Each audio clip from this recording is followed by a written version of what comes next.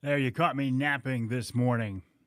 I'm here 55 seconds late, and I apologize for that. I was sitting here in the studio. Everything's ready to go. Looked at my watch. It's 8:44. No problem. But it was like 8:44:59. I looked at it again. It's, oh no, it's 8:45. And I like to start my live streams as close to on the dot as I possibly can. The behind the mic segments start every Wednesday morning at 8:45 here from the Outdoor Magazine radio studio, and the Wednesday night lives start every Wednesday night at 7 o'clock. Cliff, good morning, buddy. How are you? Tommy, always a pleasure. Craig, you're one of the good guys, Craig. Honestly, I can't say enough about you. You and Michelle, just really, really good people, and I appreciate you working with me on so many things, and more than that, I appreciate your friendship. You're a good guy. Thank you, Paul. Same thing for you. You're a good guy, and I appreciate all the wonderful things you're involved in too. Paul now very much involved in MUCC, a group that I support a lot, and I was surprised this last week, and we'll actually follow up on this topic on this week's show. You saw Ted Nugent, Motor City Madman. Uncle Ted made a lot of noise in Lansing last week as he was testifying. And I don't know if they've released it or not yet, but they will any time now. He also stopped by the MUCC building where they recorded an MUCC podcast, which I found very interesting because Ted has had a lot of negative things to say about MUCC in the past. And those comments kind of bothered me because I support MUCC. So to see Ted and MUCC kind of making amends to some degree, I think is a very positive step. Because he made such noise last week in Lansing, I've actually got Ted scheduled to be on the show here in the third hour. I want to talk about why he was in Lansing, and I know he was there to bash the DNR and the NRC, but why was he there? Who invited him, and what was he doing? I want to talk with him about how he walked into the Capitol with a gun on his hip. I think probably some MSP guy is going to get fired or demoted over that one because they said, oh, the equipment was working, but we didn't notice it till after he was gone. Nugent didn't run through that security terminal. The trooper there, or whoever it was, knew he had a gun on him and decided to let him go. That's my only take on it. I don't know how else you can look at it. So I'll talk to him about that and much more. Tim, good morning, buddy. How are you? I love your, what do you call that thing? Symbol right there. Oh, I've had him on the show before, Paul, several times. In fact, I had him on here just a few months ago. You've got to put yourself in the right frame of mind to have Ted on the show because he is a very strong personality. And the reason I decided to have him on this week is because of his comments in Lansing last week. I thought it was a timely conversation to have. So I will fortify myself with much caffeine and try to keep up with him. Ricky, good morning. How are you? I agree, John. We all need to work together. Now, let me ask you this, John. Do you agree with Nugent's comments about the DNR and the NRC? Because he hates the DNR and the NRC. I don't hate the NRC. I have no trust in them. However, I will give them the benefit of the doubt to see how Becky Humphreys does. DNR, I certainly don't hate at all. I don't agree with everything they do, but I certainly don't hate them. Indian River. George, how you doing, buddy? You're in a pretty good part of the state. Tim, if they don't want that legal issue that someone with notoriety can blame, well, yes. And the thing about Ted is, I was talking to the guys at MUCC, and I said, I thought you guys were kind of on the outs. Art, come on in, buddy. Art Lewis, let me get rid of Tim's comments here. This is one guy right here who I have much respect for. The guy has been around the broadcasting industry forever. You can hear him every day on WSW AM and FM. How you doing this morning, buddy? I'm doing really well. Looking forward to tomorrow because Mike Avery is on my show tomorrow, 9 a.m. in studio. Maybe not in studio. I will be on Art's show tomorrow. He's gonna chooses boat over being in my studio. Can you imagine that? If the Angler Quest, because the Angler Quest is sitting at Linwood Beach Marina, if it is ready for me tomorrow morning, You'll be there. I know. will be driving it across the bay and talking to you on the phone. If not, I'll be in here with you, Art. All right. All right, buddy. Have a good See day. you then. Art Lewis of WSGW.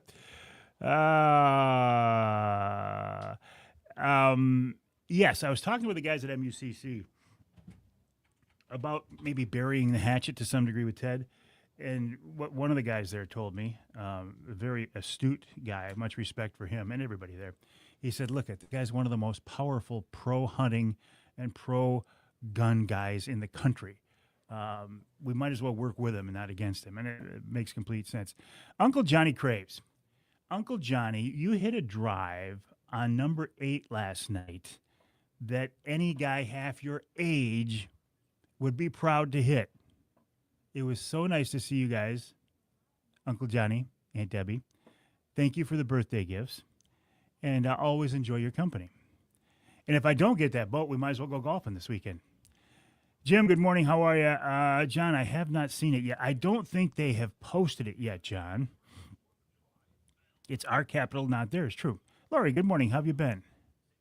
JT. Good morning, my friend. How's the fishing?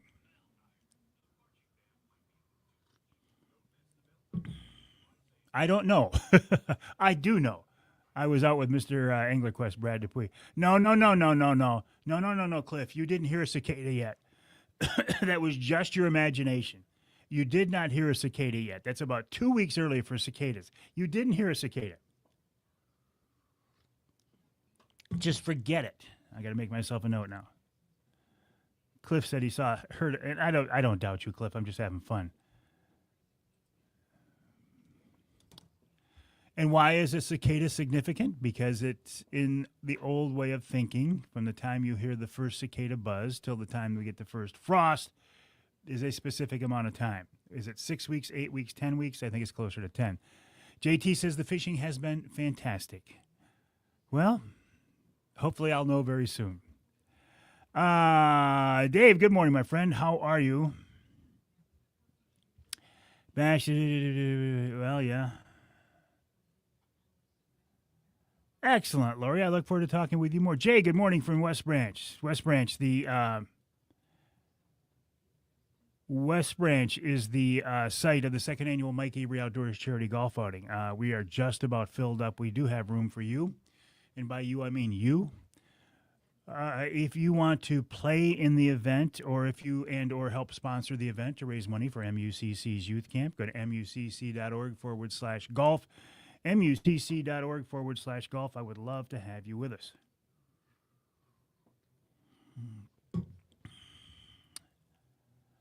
Tommy heard one the other day, thought I had an air leak, but it was a cicada. All right, Tommy said he heard one too.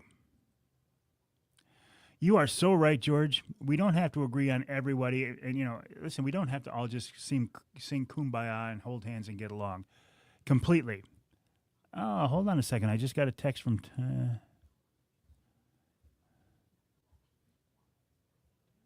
Okay.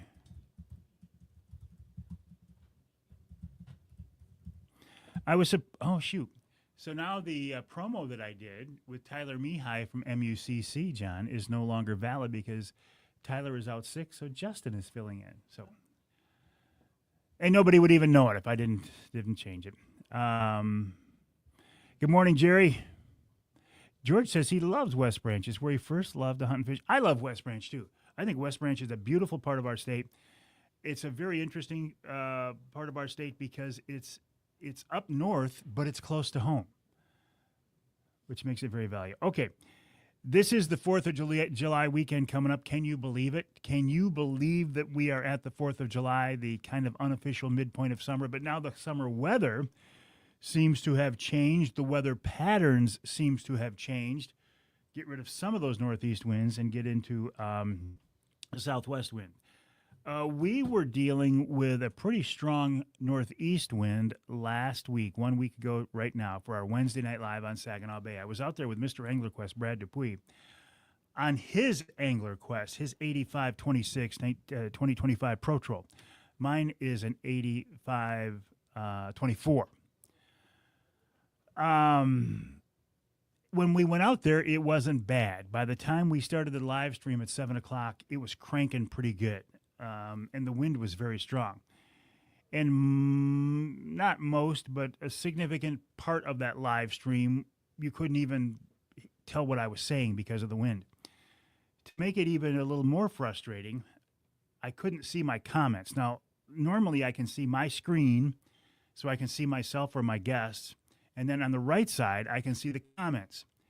And had I been able to see the comments, I would have known that our audio was really bad, and I would have tried to done something to mitigate that. There's only so much you can do when you're taking the audio off a camera mic in a 20-mile-an-hour northeast wind 6 miles out on Saginaw Bay. I have experimented with using plug-in mics in the past. It didn't have a lot of luck with them yet. I didn't have a lot of luck with them, but it might be something I will look at again. So anyway, hey, Joe, Pastor, how you doing, my friend? I hope all is well in your part of our beautiful state. I suspect that it is. Always a pleasure to have you joining us. Lori Cart says, her old stomping grounds. Gene, good morning. How are you? Okay, update on my Angler Quest. Last Thursday, my Angler Quest made its way from the shop in Indiana to Friday to Linwood Beach Marina. It's at Linwood Beach Marina right now. They were going to put a different prop on it, and they were going to set up the autopilot. So, no, do I have it in my hands right now? Is it at Linwood Beach Marina? Yes. Will it be ready for the weekend? I don't know. But as I told Brad Dupuis, Mr. Angler Quest, months ago, I said, Brad, you're getting a new company off the ground. Your main priority has to be putting your boat in the hands of customers, not a PR boat for me. So I get it completely. So when I get it, I'll get it. But it's a beautiful boat. I could show you a picture of it, but it would take me too long to pull it up here. It's a beautiful boat, but I do not have it in my hands yet. By next week, I shall be fishing. Dave says, hey, I'm on the right side of the grass, and I have a new fishing rod, so life's good. See, what more can you ask for? You're right side up, and you got a new fishing rod. All right, Cliff.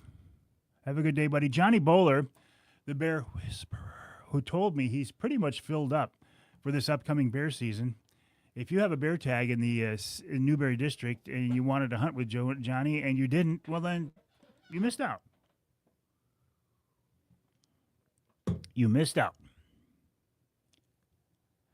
Yeah, a wearable mic, but the problem with those, Tim, and I've looked at those, and I've looked at the, there's another one too. Like, I had 3 guys on the boat with me that night. I have looked at those. I think those are an interesting wireless option. But so that night, I thought the content of that night was pretty solid. But think about this. To be able to go live or live stream from 6 miles offshore on Saginaw Bay while fishing using nothing more than my phone is a pretty cool technological achievement. Maybe not for somebody who hasn't been around the industry for a while, but it wasn't that many years ago. If I wanted to go live, say when I was at TV5, if I wanted to go live, I needed a photographer. Well, first of all, me, a photographer / videographer / shooter / photog, whatever you want to call them, a live truck, a microwave link back to the studio, a TV studio with a director, a producer, an audio guy, a video guy, a Chiron operator. I needed all those things to go live. And now I can do it with my phone. So it is pretty cool that I'm even able to do it at all. Corey, headed to Houghton Lake, then off to Mullet. Excellent. Have fun. Jerry says the fish flies were terrible last night. I don't know about the fish flies, but I can tell you just the regular flies on the golf course last night were getting to be a pain in the rear end just before dark. John says, just show a doe with antlers with a fawn. Guess it's kind of like the bearded hen. Could be an interesting segment. And it's funny because the picture and the video I posted, I think it was yesterday, of the antlered doe nursing the fawn brought all kinds of weird comments. And I get it, but that was not meant to be a weird post. It wasn't a buck that had a fawn come underneath it and try to nurse. It was, and I know this because the guy who took the video watched the fawn nurse. We do have antlered does occasionally, but to see a fawn come up to an antlered deer and nurse is an interesting sight. Johnny, I've been camping all week, resting up. Going to be a busy fall, then you know how my winter is. Yeah, you're in a snowplow truck. Though of the multiple person thing after I posted it. Oh, thought of it, yeah. And Tim, I have tried. Is it a Sennheiser? Is it a Rode? It's one that you plug into the bottom of your phone, and it's got a pretty good windscreen on it. But the thing of it is, it points a certain direction. So even if I would have used that, it would be pointing at my subjects and not at me. So, short of using one of those wireless things and just using it as a handheld microphone, which is an option. Ruben, good morning. How are things in Colorado? Let me tell you who's coming up on the show this week. Had a last-minute change. Johnny, you kept me on the golf course too late last night, buddy. My first guest this week, Nick Grillo of Michigan Brand Meats. Nick had a wonderful Northern Lake, Michigan lake trout fishing adventure where they went out and they jigged up lake trout. They jigged them. And he shot a bunch of video of it. Aerials from his... Hey, Charlie, sorry about that. I just saw your email, but we'll take care of it. Okay. And Charlie, no podcast today. John already knows this, but we're shifting everything back a week. Okay. Yeah. Thank you. I want to talk to Nick about that. Plus, I just found my new favorite snack, and it is their Michigan brand meat sticks and cheese bites in the same package. Then Tom Campbell of Woods and Water News, he's up north on vacation, but they are getting ready for the big Woods and Water weekend. In our second hour, Mark Romanek of Fishing 411 talks about all thing fishing, in particular trolling. He is probably the most well-known and knowledgeable, troller that I know for sure. The guy is an absolute marvel. Then I thought it was going to be Tyler Mihai of MUCC joining me, but instead it's Justin Tomei. But that's good. I enjoy talking with both those guys. This week's Ask Avery question, and I don't know if this is a serious question or not, but the more I read it, I think the guy was serious in his request to get an answer for it. He says, hey, I know about crop damage reports for deer. He said, I'm a farmer, and he said, I've got one field that's got rabbits tearing it up. He said, can you get a crop damage permit for rabbits? What do you think? Can you get a crop damage permit for rabbits? I'll answer that question, but I want to know what you think. Can you get a crop damage permit for rabbits?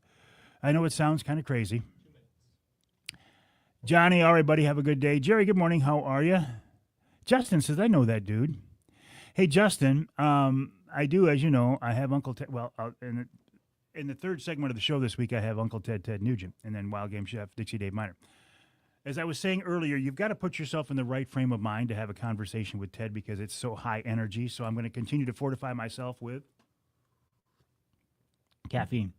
Of course, the reason for having Ted on now are his comments in Lansing last week about the DNR and the NRC. But more than that, I'm also very interested in, and I don't, Justin, I may have let the cat out of the bag by saying that a certain Motor City Madman was going to be on an upcoming podcast with you guys. I'm sorry. But when I saw that, I thought, well, Ted has had a lot of bad things to say about MUCC in the past. But as somebody inside of MUCC told me, look, he is one of the most powerful pro-hunting and pro-gun guys in the country. We might as well work with him as opposed to against him.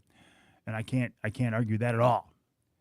So Ted's going to be on with me, and then we'll wrap it all up with Wild Game Chef Extraordinaire Dixie Dave Miner. Jim, good morning. Yeah, it is an interesting question. All right, in about 25 seconds,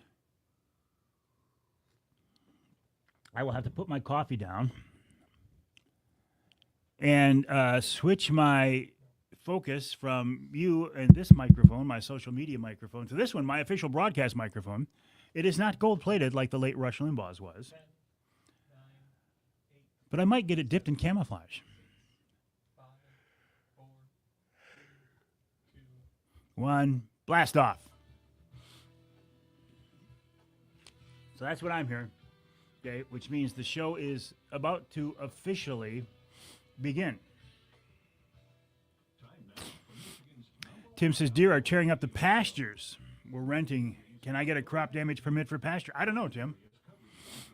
I don't know the answer to that. I do know the answer to whether you can get a crop damage permit for rabbits, but I'm not going to tell you what the answer is until we do the show. I will be back tonight at 7 o'clock for another edition of Wednesday Night Live. Tonight I will be in the office where the audio will be much better than it was on Saginaw Bay last week.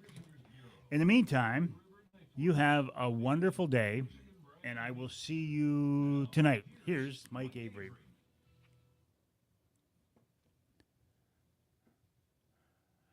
Well, thank you, Ken Hunter, for that introduction, and welcome to another edition of the Outdoor Magazine radio show right here on the Outdoor Magazine radio network on more than 30 radio stations across our great state of Michigan. And as always, so glad to have you along with me as we celebrate a 4th of July weekend. Can you believe that it is indeed the 4th of July? The weekend, right? It's a cliche when you say time flies, but it does fly. And the older I get, the more it flies. And I had a birthday last week, so I am older, so time is flying faster. Oh, but it is nice, I think it's nice that it also feels like maybe Mother Nature has finally caught up with the calendar in that I feel like we have more summertime weather now, a better summertime weather pattern, maybe a few more southwest winds, a little less northeast winds, or at least for these few days. I had to deal with a pretty good northeast wind on our last Wednesday Night Live. Actually, by the time you hear the show, it'll have been a week and a half ago. Out there with Mr. Angler Quest Brad Dupuis. We fished out of the Linwood Beach Marina. I went out there with Brad on his new 2025 Pro Troll, big 26-foot beautiful boat. And man, these things are indeed beautiful. From a distance, you might not be able to tell the difference between the previous version and the new model, but when you get on them and look close, they're a beefed up boat, and they're quite a bit stronger, more stable, more comfortable. I really like them. So I was out there with Brad. We had 2 guests along with us. Bill Hahn of Jay's Sporting Goods. Bill is the buyer for the hunting department at Jay's. If you go into Jay's Sporting Goods in Clare or Gaylord or online, and you look up a hunting-related product, Bill is the guy responsible for bringing it into the store. So he's kind of a pretty big deal, and he's a really, really nice guy. So Bill was with us, as well as Rich Krazan of Killer Food Plots. Now, Rich had just come off about a month-long dawn till dusk season of getting food plots, and he was ready to go fishing, and we had a great time. As I was looking around the boat, I'm thinking, Michigan-based, family-owned, right? Brad Dupuis, Angler Quest Boats, Rich Krazan, Killer Food Plots, Bill Hahn, Jay's Sporting Goods. There's something about, at least for me, in my mind, it's not really a formal business model, but it's something that God kind of put in front of me a few years ago and has worked out very well, and that is to partner with Michigan-based family-owned companies. We have this common mindset. We have this common way of looking at things. You know, I have worked with and had the opportunity to work with other companies that weren't such a good fit. These big corporate conglomerates, some of them based down south, and it's just like, you know, they're good people and they're good companies and they're good products, but it just doesn't feel right. I mean, they have a different culture, and forgive me for saying this, a Southern accent. All right, there's nothing wrong with a Southern accent, right? But immediately I know we don't share the same, well, we share a lot of the same things, but we're not in sync in a lot of ways. So Michigan-based family-owned companies is my sweet spot, and I love working with those companies. Anyway, going back to the northeast wind, when we left Linwood Beach Marina, about 4:15-ish, There was a little bit of a northeast wind. The big old Angler Quest just got up on top of the chop and ran out about 6 miles. I'll tell you right where we were. We were west-northwest of the spark plug in about 21, 22 feet of water. No, Mark, I can't. And I'm just responding. Turn it up on your end, Mark. I'm just responding to a comment on a live stream. And Brad likes to run jets and spoons. So when we got out there, it wasn't bad. So, we ran uphill, upwind, turned around and trolled downhill, downwind, putting out jets and spoons. He is so good at that. He is a master at that. And I got some nice video. In fact, I posted it on the Facebook page and my Instagram feed of a double with Bill Hahn and Rich Grizan and Brad netting the fish. And our big fish of the night, I think it was 25-inch fish. So that was fun. But then it started to build. And by the time 7 o'clock rolled around where we do the Wednesday Night Live, it was rocking pretty good out there. Now, the Angler Quest can take it. We could all take it. But it just made it a little bit harder to do a live stream, especially with the way that northeast wind was cranking. And I was saying just a few minutes ago, again, on this live stream, that when you look at the fact that I can go live on a live stream from 6 miles offshore on Saginaw Bay using nothing but my iPhone is a pretty amazing technical achievement. Because it used to be back in the day when I was working in broadcast TV in the news department, if I wanted to go live, it had to be me, a videographer, and a live truck on location, and they would microwave the signal back to the station where it would travel down the lines, down the wires, into the studio where you would have a director, a technical director, a producer, an audio person, and then I could go live. So the fact that I'm even out there using just a phone is pretty cool. However, that northeast wind did wreak havoc with me. It was blowing so hard there for a while that it was I had a hard time, people had a hard time hearing what I was saying. And because I couldn't see my comments, when people are saying, hey, we're having a hard time hearing you, I didn't realize that, and maybe I could have adjusted my position into the wind or whatever. But anyway, the gist of it is we had a wonderful night on Saginaw Bay. We caught a whole bunch of fish with some very, very good people. Because I did have a birthday here this last week, I think I've been doing a little more introspection, maybe a little more thinking about the big picture things in general than I normally do. I was thinking about my experiences in the outdoors here in Michigan in past years, and I'm going back a while now to when my dad was still here. About this time of year, we'd be doing a lot of fishing over on Lake Michigan for salmon. I have not fished salmon since he's been gone, and that's been several years now. It wouldn't be the same, I think, without him, that it was something we did together. But I'm thinking about salmon, and I'm thinking about how that fishery is just getting ready to fire up right now. What a wonderful resource that is. Saginaw Bay walleye, Lake St. Clair muskies. This is a wonderful state. It's a very interesting state, isn't it? And this whole mindset of the shared outdoor experience, and I hate to be too cliche, and I in some ways I hate the word community, because some groups of our world these days have used community in a way that I don't relate to, but I think it does make sense. Our community, our group, our friends, our family members of outdoor enthusiasts, people who have this passion to hunt and fish and shoot and trap, it goes way back. Way back. And we need to, in my opinion, do whatever we can to ensure that this tradition continues. What does that involve? Getting people involved. Portraying ourselves in a positive manner. Not being stupid. Not doing dumb things. Not going on social media and holding up pictures of bloody fish and standing in front of bloody deer and bragging about it. You can still share those pictures. Just do it a little more discreetly, with a little more intelligence.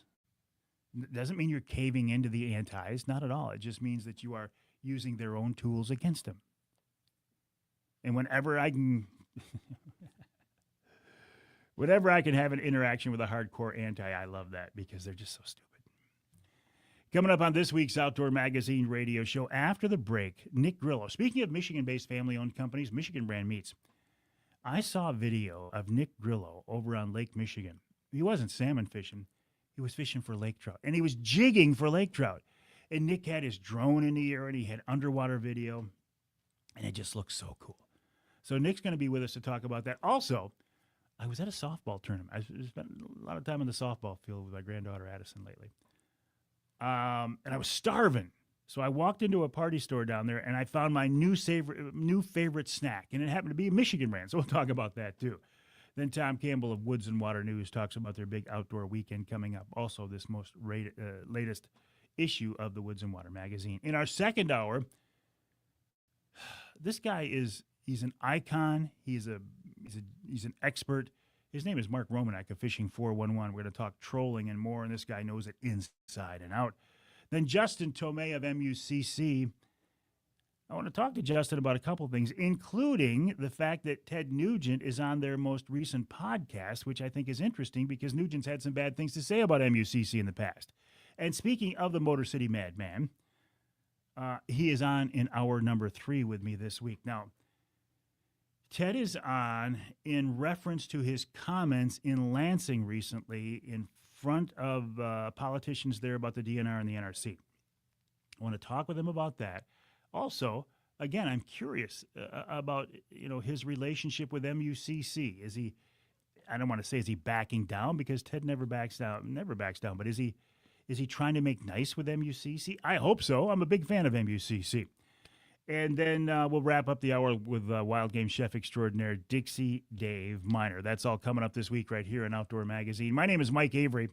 This show is indeed called Outdoor Magazine. My website is MikeAveryOutdoors.com. My email address is mike@MikeAveryOutdoors.com. I would love to hear from you. It's going to be a really good show, and I'm glad you're with us. Tony, you got 4 last night. Excellent, buddy. Right there where we talked about, Tony. Mark says, can you turn the volume up a little bit? I can't, Mark, but hopefully you turned it up on your end. Darren, good morning. How are you? Well, thank you, JT. Appreciate that. Tony, cool on getting the fish. I hope they were nice fish. Our other friend, Tony, has been getting nice fish in there, and hopefully I will be in there next week with the brand new Angler Quest. All right, my friends, have a great day. I'll be back tonight at 7 o'clock with another edition of Wednesday Night Live. In the meantime, you have a wonderful day.